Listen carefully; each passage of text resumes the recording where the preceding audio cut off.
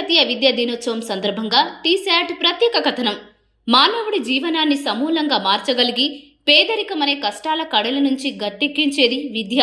సమాజంలో ఉన్నతుడిగా గౌరవ మర్యాదలు పొందేందుకు ఏకైక ఆయుధం చదువు.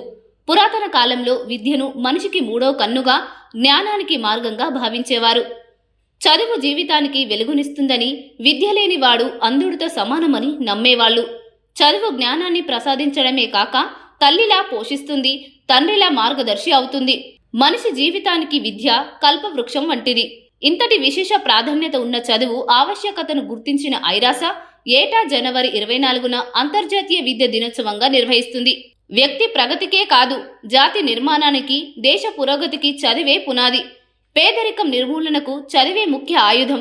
విద్య ఒక వ్యక్తి జీవన ప్రమాణాన్ని, నాణ్యతను నిర్ణయిస్తుంది. విద్య అనేది మానవ హక్కు, ప్రజా శ్రేయస్సు, ప్రజా బాధ్యత. విద్య లేనిదే ఏ దేశం అభివృద్ధి సాధించలేదని గ్రహించిన ఐరాస 17వ సుస్థిరాభివృద్ధి లక్ష్యాల్లో ఒకటిగా నాణ్యమైన విద్య అనే అంశాన్ని చేర్చింది. విద్యా ప్రాధాన్యతను గుర్తించిన ఐక్యరాజ్య సమితి ఏటా జనవరి 24న అంతర్జాతీయ విద్యా దినోత్సవంగా నిర్మించాలనే తీర్మానానికి 2018 డిసెంబర్ 3న ఆమోదం తెలిపింది. విద్య నేర్చుకో, విద్య నేర్పు అనేది ప్రతి ఒక్కరి నినాదం కావాలి. జ్ఞానం, నైపుణ్యాలను మెరుగుపరచడంలో వ్యక్తిత్వం, మానవతా దృక్పథం పెంపొందించుకోవడానికి విద్య బాటలు పరుస్తుంది.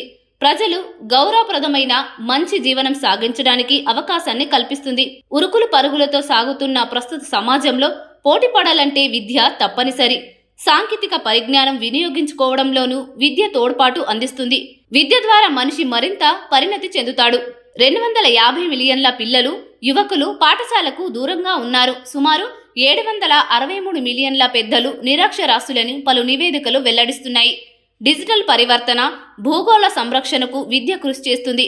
ప్రజలపై పెట్టుబడి పెట్టండి, విద్యకు ప్రాధాన్యత ఇవ్వండి అనే థీమ్తో ఐరాస గత సంవత్సరం ఇంటర్నేషనల్ డే ఆఫ్ ఎడ్యుకేషన్ను నిర్వహించింది.